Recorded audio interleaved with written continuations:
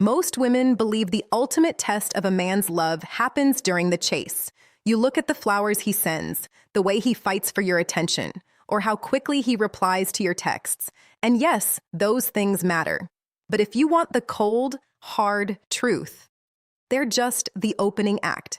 The real mask, the one every man wears to navigate the world, doesn't fall off during the dinner date.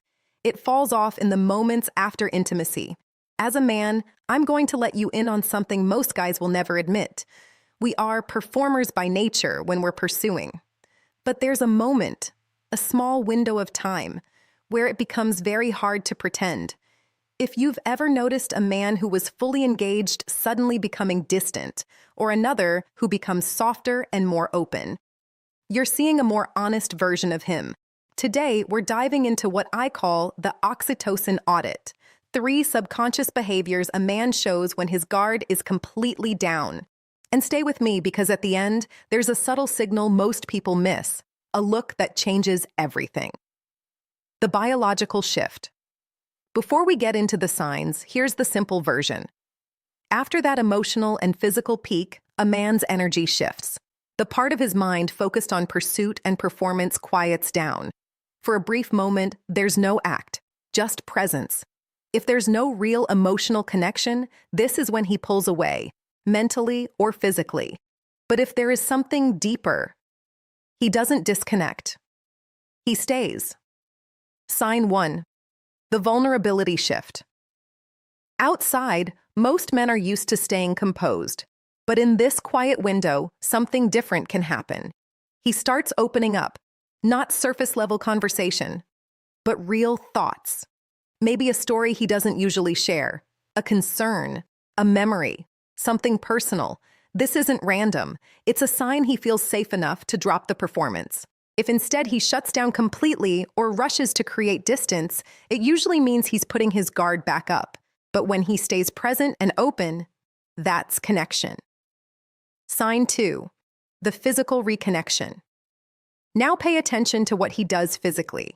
When there's no emotional investment, distance increases. But when there is connection, the opposite happens. He stays close, not out of passion, but out of comfort. Small, natural gestures, staying near relaxed touch, quiet closeness. It's not intense. It's steady. That kind of presence shows he values the moment beyond just the experience itself. Sign 3. The continuation mindset. The next sign shows up in what comes after. If he's not emotionally invested, his focus shifts away quickly. But if he is, he naturally extends the connection.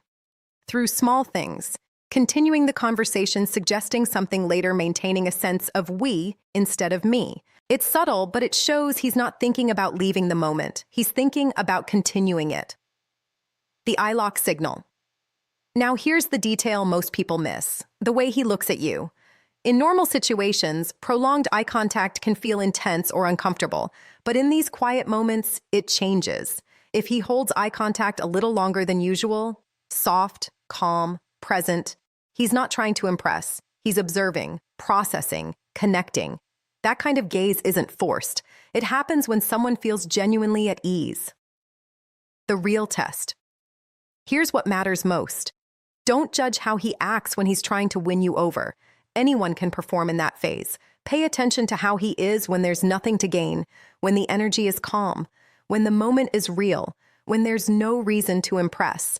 Does he stay present? Does he remain connected? That's where honesty shows. Final thought. This isn't about labeling someone as good or bad. It's about understanding alignment. Because real connection isn't built on effort alone. It's built on how someone shows up when the performance ends. And when you recognize that, you stop chasing signals and start seeing truth.